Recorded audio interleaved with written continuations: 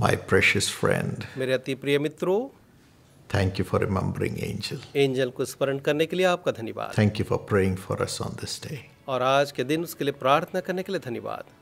31 years, God has been gracious to carry us and to bring healing to millions of broken-hearted people, comforted by His love and your prayers. आपकी प्रार्थना और अपने प्रेम के द्वारा 31 वर्षों तक परमेश्वर ने हमें संभाला है कि हम औरों को शांति दें। When I think about angels passing away, I think about David who lost his child. जब मैं एंजल के स्वर्ग जाने के बारे में सोचता हूँ तो मुझे स्मरण आता है दाऊद जिसने अपने बेटे After को the खो child दिया। died, this is what he did.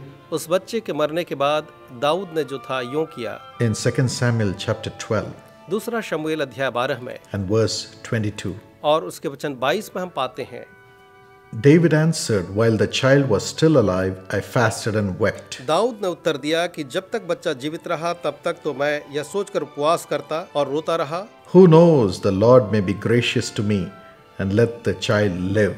कि क्या जाने यहोवा मुझ पर ऐसा अनुग्रह करे कि बच्चा जीवित रहे। But now that he is dead, why should I go on fasting? परंतु अब वह मर गया, फिर मैं उपवास क्यों करूं? Can I bring him back again?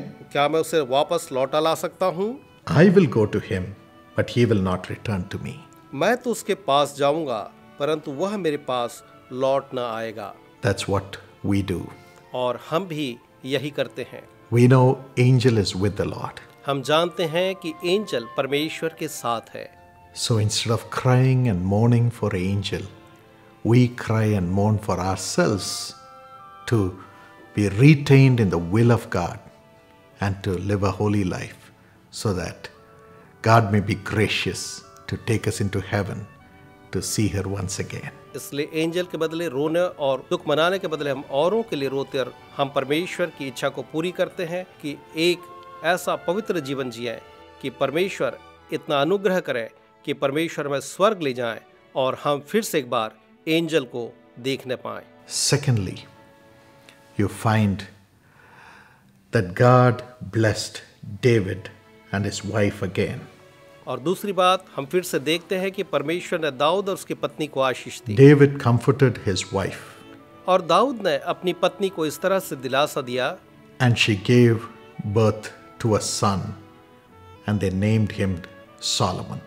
कि जब उसकी पत्नी ने एक दूसरे बेटे को जन्म दिया, उनने उसका नाम सुलेमान रखा। The Lord loved him.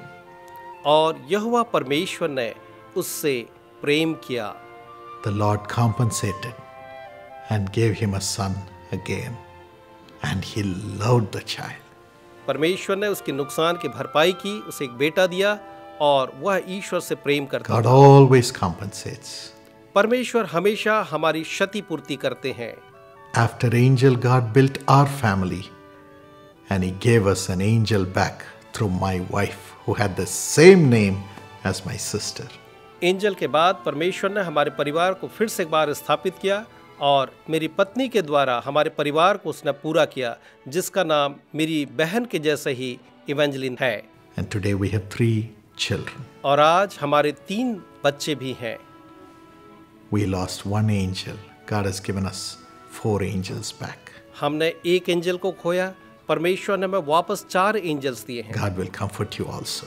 परमेश्वर आपको भी ढाढ़स देंगे। Do not cry for those whom you have lost. आपने जिन्हें खो दिया उनके लिए न रोएं। Cry for yourself to become more holy so that you can reach heaven. लेकिन आप अपने लिए रोएं कि आप और पवित्र बने कि आप स्वर्ग जा सकें। And then God will give back every blessing right in this world 4 times as he gave to तब Job. परमेश्वर इस संसार में ही आपको हर एक आशीषों को चौगुना देगा, जैसा उसने अय्यूब के साथ Thank किया। God for this hope. इस आशा के लिए परमेश्वर का धन्यवाद। May God bless you in this manner. परमेश्वर आपको ऐसे ही आशीष दें।